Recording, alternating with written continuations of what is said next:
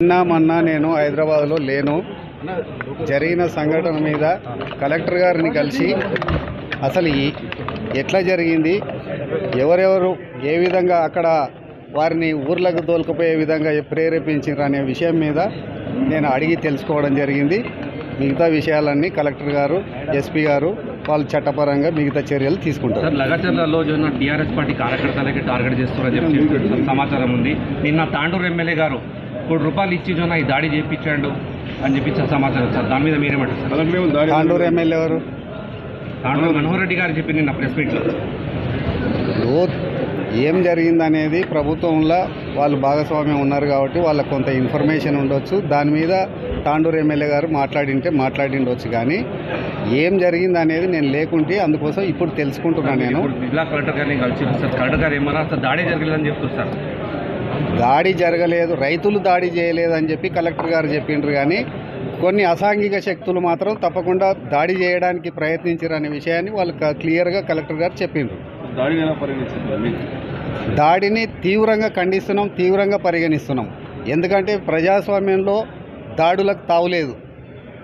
ఒక ముఖ్యమంత్రి నియోజకవర్గంలో అభివృద్ధి చేద్దామని చెప్పి ఒక విధంగా ప్రయత్నం చేస్తుంటే ఇలాంటి అసాంఘిక శక్తులు అభివృద్ధి జరగకుండా నిరోధించడం కోసం ఈ విధంగా కుట్రలు చేసి, ఈ విధంగా దాడులు చేసి, అధికారులను భయపెట్టించి అధికారులను పని చేయకుండా చేద్దామనే ఉద్దేశం ఏదైతుందో ఆ ఉద్దేశాన్ని మేము తీవ్రంగా ఖండిస్తున్నాం. ఫార్మా కంపెనీ నగరాజున టీఆర్ఎస్ పార్టీ ఎట్టి పరిస్థితుల్లో పెట్టొద్దని చెప్పి చెప్తారు సార్. మీరేమంటారు దాని మీద?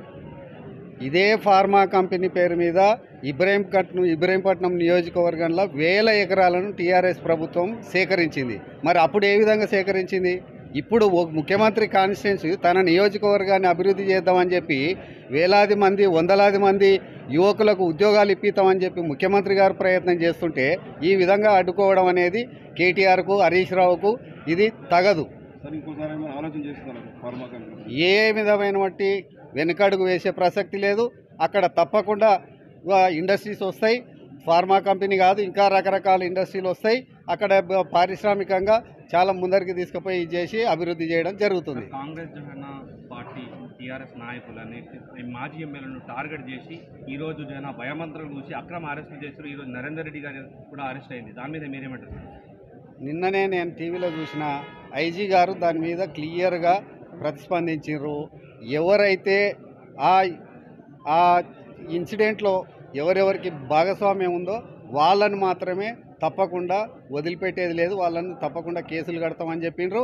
దాంట్లో ఎవరెవరికైతే ఇప్పుడు 55 మందిని కస్టడీలోకి తీసుకొని అందరినీ ప్రశ్నించి దాంట్లో ఎవరికి అయితే భాగస్వామ్యం లేదో వాళ్ళందరినీ సగౌరవంగా ఇంటికి పంపించడం జరిగింది. ఎవరైతే ఇన్వాల్వ్మెంట్ ఉన్నారో వాళ్ళని చట్టపరంగా తప్పకుండా యాక్షన్ తీసుకోవడం జరుగుతుంది. ముఖ్యమంత్రి మీరు సోదరిగా అక్కడ కొడంగల్ నియోజకవర్గం వికారాబాద్ జిల్లాలో ఇటువంటి సంఘటనలు జరగడం రాష్ట్ర వ్యాప్తంగా ఇది అంతా చర్చ జరుగుతుంది సార్. దాని మీద మీరు ఏమంటారు?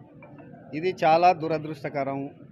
దీంట్లో టీఆర్ఎస్ శక్తులు, యుక్తులు అన్నీ పనిచేసినాయి. వాళ్ళందరూ కలిసి ఈ విధంగా ప్రయత్నం చేసి కొడంగల్ నియోజకవర్గాన్ని, ముఖ్యమంత్రి పేరు ప్రతిష్టలను భంగం కలిగియాలనే ఉద్దేశంతో హరీష్ రావు, కేటీఆర్ ఈ విధంగా ప్లాన్ చేసి ఈ విధంగా అడ్డుకుంటున్నారని చెప్పి చెప్తున్నాం. సార్ ఇప్పుడు అక్కడ రైతులు కాదు అరెస్ట్ అయ్యేది, టీఆర్ఎస్ కార్యకర్తలు